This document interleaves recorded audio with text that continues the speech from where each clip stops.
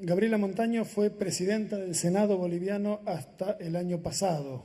Ocupó en 3 oportunidades la presidencia de la República Plurinacional de Bolivia, cedida por el presidente Evo Morales. Actualmente es presidenta de la Cámara de Diputados de su país. Gabriela.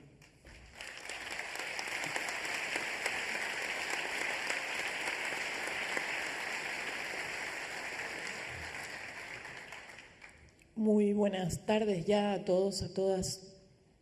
Agradecer a Ricardo por la invitación, a Carlos por la gestión. Gracias por darnos la oportunidad de estar aquí. Y quiero empezar dándoles un mensaje de mi presidente, el presidente Evo Morales. Hoy por la mañana el presidente Evo Morales le decía a Obama que si no quiere encontrarse con la horma de su zapato en la Cumbre de las Américas, le pida perdón a Venezuela y a América Latina.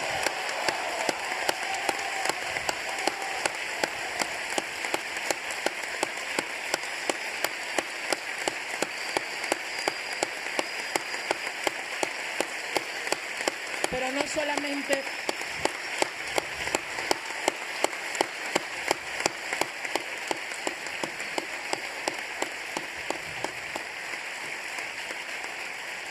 Pero no solamente le vamos a exigir que pida perdón, sino que tenemos que ser capaces de llevar adelante acciones concretas que eviten por todos los medios que Estados Unidos tenga la mínima posibilidad de poner sus garras en Venezuela. No se lo podemos permitir ni como pueblos ni como gobiernos de izquierda del continente. Todos y todas, creo, de alguna u otra manera nos hemos referido a este tema en cada una de nuestras intervenciones. Y es muy difícil porque nos come el sueño, nos come el ansia, lo que hoy está sucediendo con un pueblo hermano, que lo dijimos muchas veces y lo volvemos a repetir aquí. Si se meten con Venezuela, se meten con todos nosotros y con todas nosotras.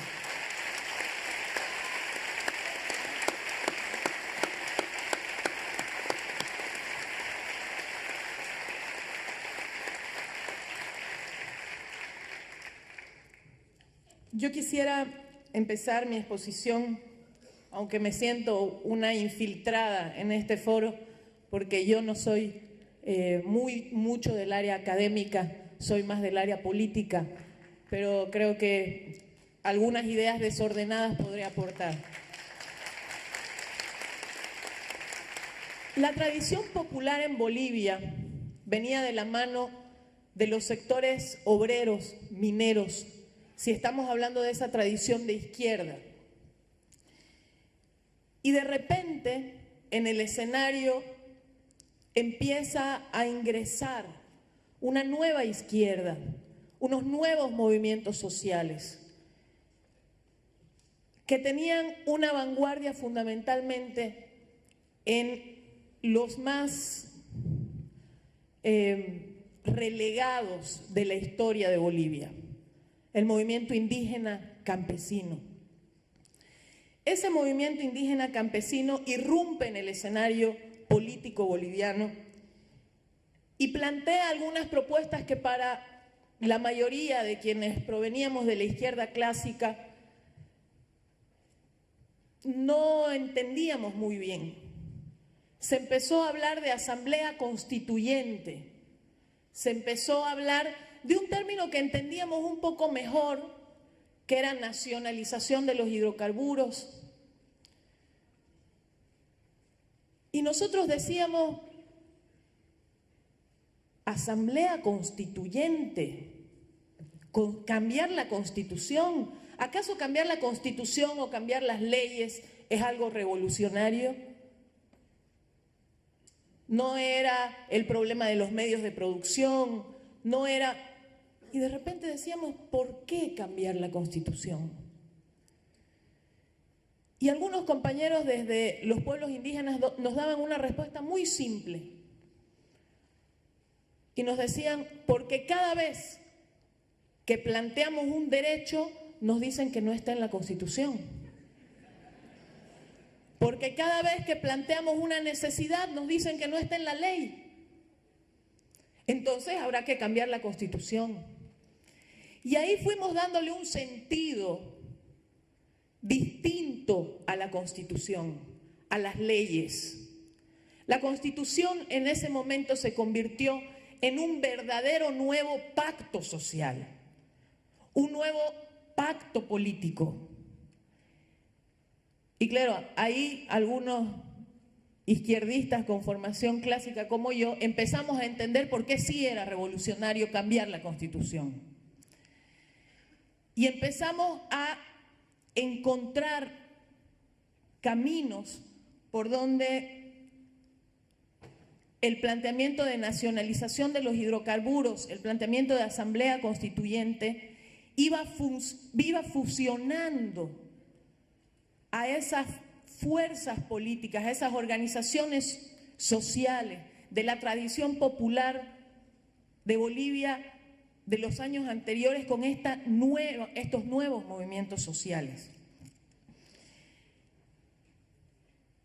El proceso no fue fácil, porque estos nuevos movimientos sociales en Bolivia empezaron a cuestionar quién era el actor central de este proceso de cambio y, por supuesto, todo el sector obrero que había tenido la tradición de ser la vanguardia, de ser el que dirija los procesos revolucionarios de cambio y que desdeñaban de alguna manera al campesino desde la lógica de es pequeño burgués, es pequeño propietario, empiezan a encontrarse. Y habían también sospechas históricas que permitían que ese encuentro sea difícil. El pacto militar campesino, que fue un momento de la historia en Bolivia que se vio como un distanciamiento y una traición de esos sectores populares hacia el sector obrero. Y esos nuevos sectores campesinos indígenas plantean liderazgos como el liderazgo del presidente Evo Morales muy fuerte. Y esos nuevos sectores demuestran que tienen la capacidad de expandirse en el resto de la sociedad y que es posible desde esos sectores que tradicionalmente no eran la vanguardia, vanguardizar un proceso que generó la confluencia de todas las fuerzas de izquierda en Bolivia. No creo hoy que ningún compañero o compañera de izquierda en Bolivia no se sienta convocado, seducido, necesitado de debatir con estos movimientos sociales, campesinos, indígenas, interculturales. Y yo creo que lo fundamental que generó esa inmensa alianza popular tiene que ver con las consignas.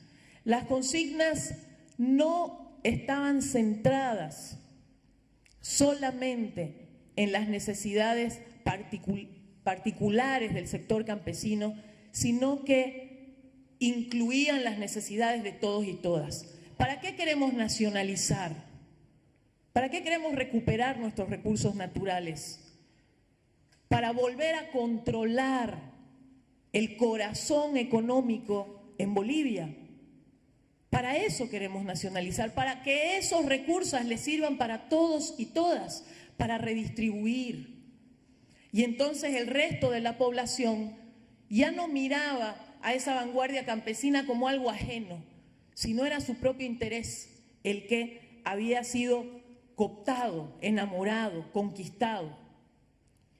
Pero también el tipo de liderazgo es muy importante para que se genere esa expansión en la sociedad. Un liderazgo que no se aleja de la gente, un liderazgo que no maneja ni controla el poder de la misma manera que lo hacían los del pasado, que entiende el poder de otra manera. Y entonces nos fuimos encontrando en la lucha y compartimos dos escenarios básicamente de lucha. El escenario electoral, que antes desdeñábamos, que no creíamos en él. No creíamos en llegar al poder a través del proceso electoral.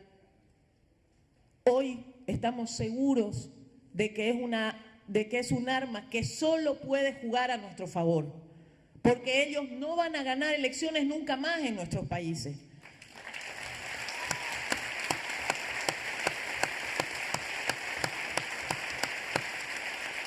Pero miren cómo la derecha, como decía algún compañero, se reinventa, es creativa. Resulta que hoy gobiernos que ganan con más del 50% puede cuestionársele su raíz democrática. Cuando ellos no ganaban elecciones ni con el 20%. Ojo, y aquí un ojo muy grande. No le están cuestionando solo a Maduro o a Evo Morales, que han ganado elecciones con más del 50%. Nos están cuestionando a todos en América Latina. Nos están diciendo que es posible imponer las ideas, aunque no se gane elecciones. Se puede romper procesos democráticos e imponer gobiernos, aunque se haya perdido elecciones. Y eso es algo muy grave. Y ahí concuerdo con algún compañero que decía, el espacio de la democracia representativa sigue siendo un espacio de lucha importante para nosotros. Porque si alguien puede cuestionarle a un presidente o a una presidenta que ha ganado con más del 50%, realmente pareciera que estamos en una película de terror. Cuando ponen en juego, cuando la derecha es capaz de llevar tan al límite, ¿qué pone en juego? Está poniendo en juego la institucionalidad que supuestamente ellos defienden, tan institucionalistas, tan enamorados de las paredes, los edificios, tan poco convencidos de que la democracia no son paredes, edificios, butacas de congreso, testeras. La democracia para nosotros es calle también. Y eso es lo que nos protege. Eso es lo que nos genera certeza. Y ese es el segundo espacio de batalla que venimos compartiendo todos estos procesos de izquierda en Latinoamérica. La calle. Pero ojo, la calle también está en disputa. Los sectores conservadores han tratado de utilizar la calle como trinchera en este último tiempo. Pero la calle es nuestra porque es la matriz de donde nacimos y no nos las van a quitar tampoco.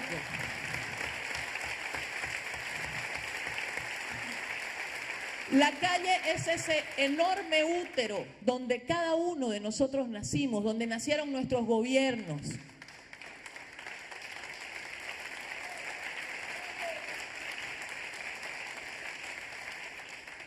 Y por eso es tan importante que jamás cometamos el error de distanciarnos ni de la calle, ni de las organizaciones sociales, ni de los sindicatos, ni de los barrios.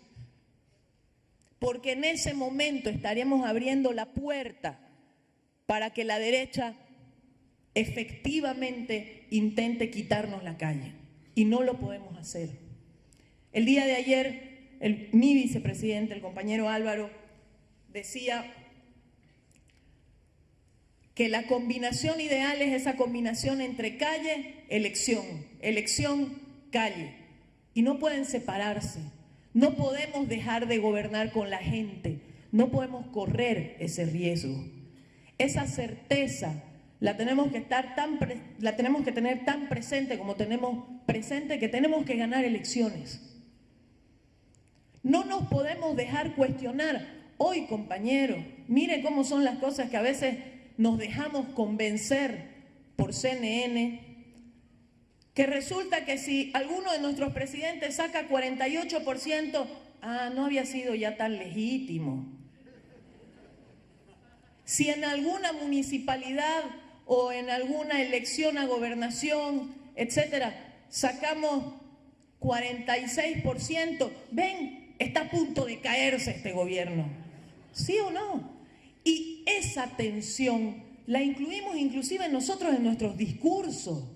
Nos creemos a ratos los discursos de la derecha y no nos damos cuenta que están intentando quitarnos eso que nos costó tanto conseguir. Ayer Íñigo hacía un relato maravilloso de lo que están construyendo en España en esa lógica de elección y calle. Y yo pensaba, qué locura, cómo hemos perdido nosotros la capacidad de admirarnos de lo que hemos logrado en Latinoamérica.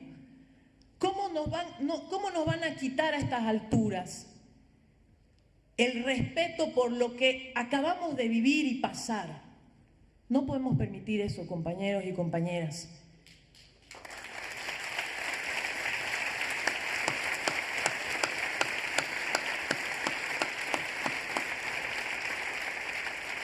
Pero en Bolivia nos estamos dando cuenta que hoy hay nueva gente, hay nuevos actores políticos a quienes escuchar, con quienes sentarse a debatir. Y yo voy a nombrar dos de los que creo más importantes, aunque es un error nombrarlo como sector. Estamos las mujeres. No somos sector, somos la mitad de todos los sectores.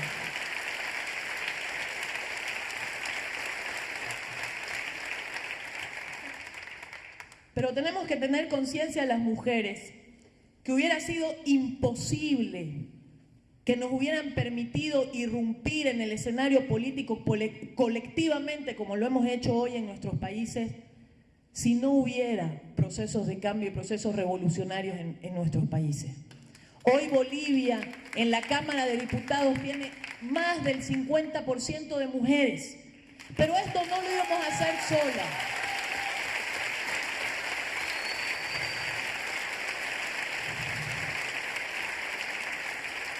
Lo hemos logrado porque hemos generado esa gran alianza con esa vanguardia indígena, originaria, campesina. Y la hemos reconocido como vanguardia las mujeres. Y hemos tenido capacidad de aliarnos, de construir juntos una constitución nueva, de colocar nuestros derechos gracias a la movilización de miles de campesinos, campesinas, indígenas, de marchas multitudinarias por la tierra, por el territorio, hasta llegar a la consigna de Asamblea Constituyente. Nunca hubiéramos llegado a ejercer el poder que para nosotros debería ser solamente tener la capacidad de diseñar políticas públicas mejores para la gente. Las mujeres no estaríamos aquí sentadas si no fuera en Bolivia que ganamos elecciones a la cabeza del presidente Evo Morales también, que tuvimos organizaciones sociales que nos representaron a todos y todas. Ese es un gran, el 50% de la población que debemos escuchar, que debemos atender, que debemos entender. Yo vengo de la anterior semana de un congreso de mujeres venezolanas que no solamente hoy ya se declaran anticapitalistas, antiimperialistas, sino también feministas. ¿Por qué el feminismo se convirtió en una mala palabra? ¿En qué momento nos pasó eso?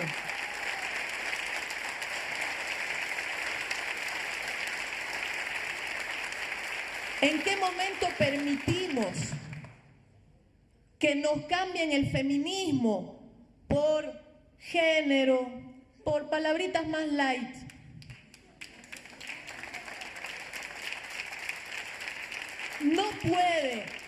No podemos ser antiimperialistas y no ser feministas. El origen de ambas cosas está en el mismo centro. Es una misma lucha.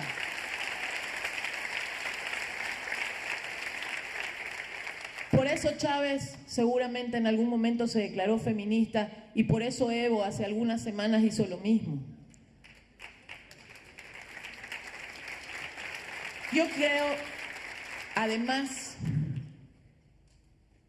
en otro enorme ámbito de la población, no sé, otra vez no es un sector, son los jóvenes. Ya lo decía el compañero de Ecuador, hoy estamos frente a una generación de jóvenes que creció con Evo, que creció con Chávez, que creció con Cristina, que creció con Correa, que ya no conoce gobiernos de derecha.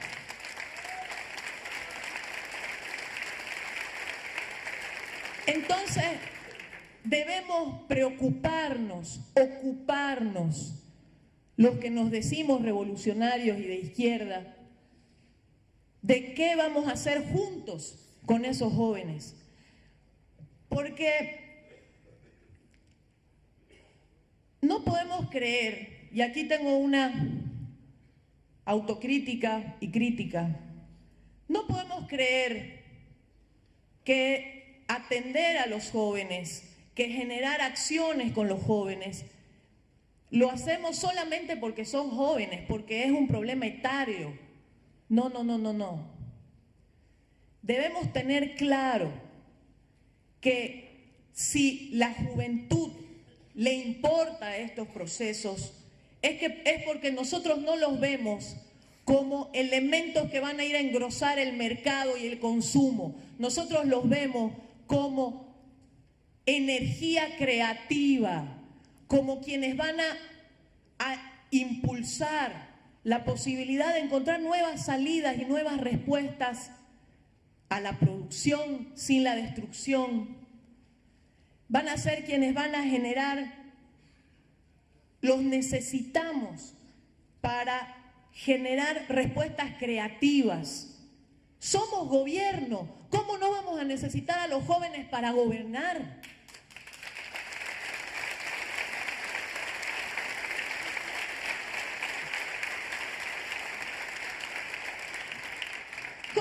A necesitar a los jóvenes para dar respuestas y salidas a economías que siguen siendo rentistas. Son los jóvenes, son esas nuevas generaciones, las que tienen una cabeza construida, un espíritu construido en nuestras revoluciones, que tienen la capacidad y el amor por crear. Es decir, no creamos que porque somos jóvenes nos merecemos algo. Nos merecemos algo porque estamos inyectando esa capacidad creativa a nuestras revoluciones. Si no, no nos los merecemos.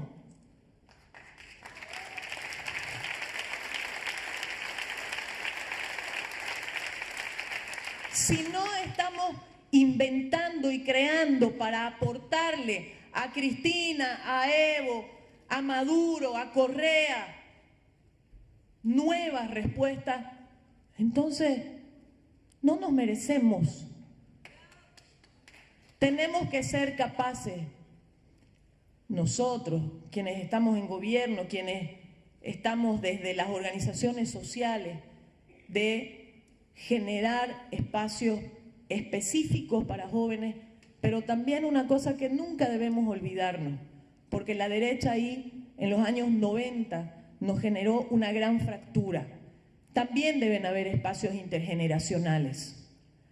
En los años 90, cuando a mí me decían que yo era parte de una generación X y Y, ya no sabían cómo llamarle porque nos decían fantasmitas, nos querían convencer de que estábamos vaciados de cualquier propuesta ideológica, de la discusión política, etcétera.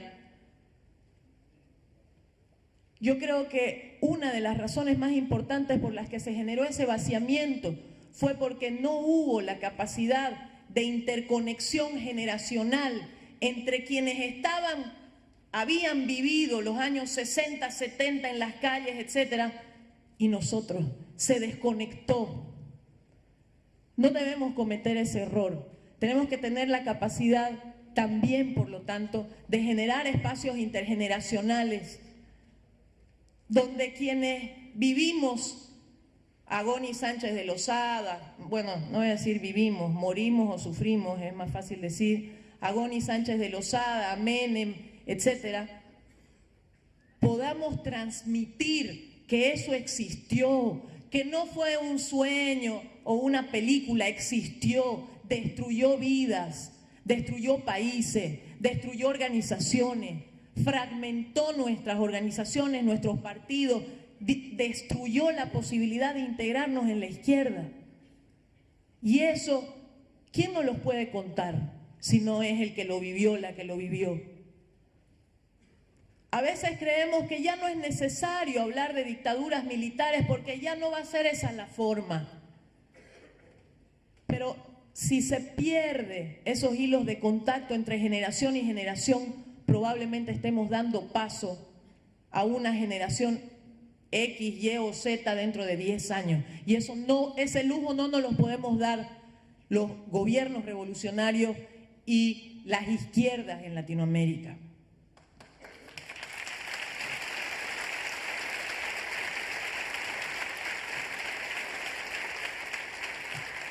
Me costó mucho intentar imaginarme cómo conectar una experiencia que siempre se ve, que es la experiencia boliviana o la experiencia ecuatoriana, como fundamentalmente de un proceso de mayorías indígenas, puede servirle a países, a gobiernos, a compañeros de izquierda en Latinoamérica que no tienen una mayoría indígena probablemente, a compañeros en Europa que no tienen una mayoría indígena. Y fruto de esa elaboración, creo que hay algunas cosas que quiero compartir con ustedes de las conclusiones que pueden sacar otros pueblos de Bolivia y que pueden ser útiles porque son certezas y la gente necesita certezas. La primera certeza que Bolivia muestra al mundo es que es posible que los más marginados de la historia lleguen al poder y al gobierno.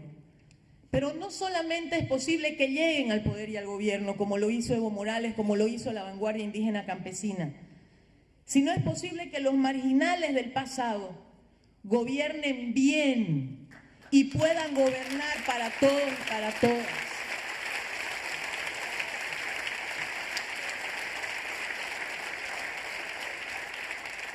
Una siguiente certeza que les puede dar Bolivia: es posible transformar el Estado y la forma de administrar el poder, pero solo es necesario hacerlo con la gente y para la gente. El Estado no es eterno. El Estado no es una entelequia que nunca vamos a poder tocar los marginados del mundo. Es algo que podemos amoldar en nuestras manos si tomamos el poder. Puede convertirse en la arcilla que nosotros diseñemos si tomamos el poder. Una otra certeza es que cuando estamos ahí en el poder, gobernando, es necesario reinventarse cada día. No podemos quedarnos en lo planteado inicialmente. Necesitamos nuevos sueños, nuevas construcciones, nuevas tareas. Es necesario reinventarse todos los días, con una sola previsión. Reinventarse no quiere decir abandonar los principios y valores que nos dieron origen. Nunca puede significar abandonar esos principios y esos valores.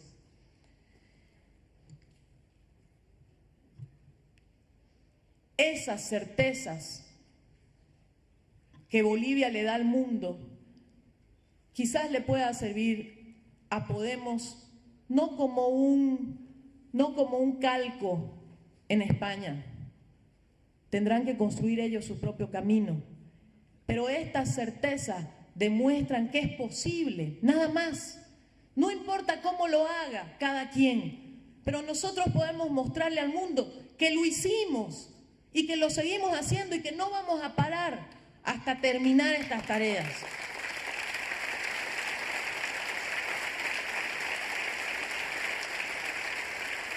Yo quiero agradecerle al foro porque también traté, para cerrar mi exposición, de pensar en tareas urgentes. Y pensé en dos tareas. Hay miles, cientos de tareas, pero pensé en dos que quisiera compartir con ustedes hoy. Es necesario generar espacios comunes en Latinoamérica, y me parece muy interesante lo que plantea este foro, no solo en Latinoamérica de repente, entre Latinoamérica y Europa, espacios de generación de conocimiento, de ciencia, de tecnología. Y en esto este foro puede aportar muchísimo. Este es quizás el principio. Porque para nosotros, pongo un ejemplo, en Bolivia, entre nacionalizar, recuperar los recursos naturales, que fueron los primeros pasos, redistribuir, que es la tarea que estamos llevando ahora, y salir definitivamente de una matriz primario exportadora, necesitamos ciencia, necesitamos tecnología, necesitamos conocimiento nuestro, no lo que nos vendían y nos regalaban antes desde el norte. Necesitamos intercambiar entre nosotros nuevo conocimiento, nueva tecnología.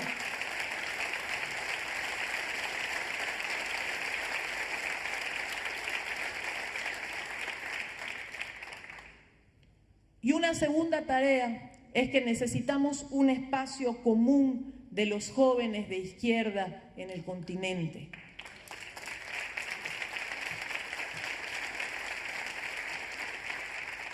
El golpe de la muerte de Chávez fue muy duro para todos.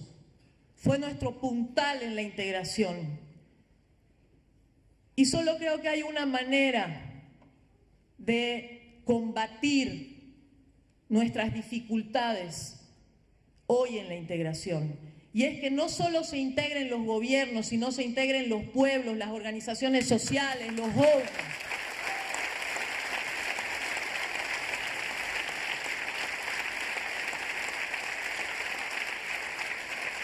Y todos los espacios de integración de nuestros gobiernos tienen que ser espacios de integración que tome la gente, que amase la gente. Desde la gente, creo, vamos a revitalizar nuestra integración. Por eso ese espacio de jóvenes integrador, que les permita intercambiar ideas, debatir, ver sus problemas. No mirarse el ombligo, porque es uno de los problemas que tenemos todos a veces. Ese espacio de integración de jóvenes es una tarea urgentísima, creo yo.